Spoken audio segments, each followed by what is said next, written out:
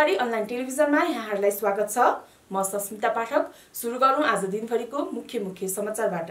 नेकपा एमालेका अध्यक्ष केपी शर्मा ओलीले लामो समयदेखि घृणा फैलाएर मान्छेलाई राक्षसमा परिणत गरेपछि 24 भदौमा आगजनीको विध्वंस भएको दावी गरेका छन्। नेपाली कांग्रेसका नेता तथा उद्योगपति विनोद चौधरीले पार्टीमा देखिएको पछिल्लो विवाद आगामी निर्वाचनमा टिकट कसले बाँड्ने भन्ने विषयमा केन्द्रित रहेको टिप्पणी गरेका छन्। चितवनको सौरा स्थित चित्रसारीमा भोलि शुक्रबारदेखि सुरु हुने राष्ट्रिय स्वतन्त्र पार्टी रासपाको विस्तारित बैठकको तयारी पूरा भएको छ।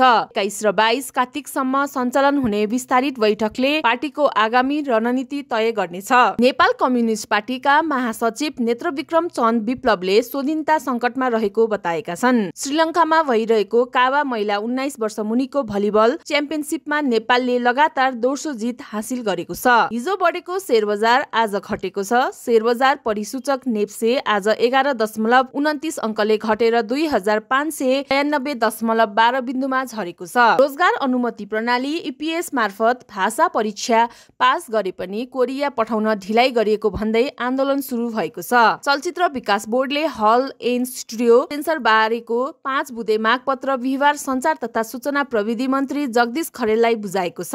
राष्ट्रपति रामचन्द्र पौडेल कतारको राजधानी दोहामा आयोजित सामाजिक विकासका लागि दोस्रो शिखर सम्मेलनमा सहभागी भएर स्वदेश फर्किनु भएको छ। त्रिभुवन अन्तर्राष्ट्रिय विमानस्थलमा उहाँलाई उपराष्ट्रपति रामसाहेब प्रसाद यादव, प्रधानमन्त्री सुशीला कार्कीले स्वागत गर्नु भएको छ। तपाईहरुलाई आजको समाचार कस्तो लाग्यो त कमेन्ट बक्समा गई कमेन्ट गर्नुहोला। साथै हाम्रो च्यानललाई सब्स्क्राइब गरी हामीलाई प्रोत्साहन गर्न नभुल्नुहोला। धन्यवाद।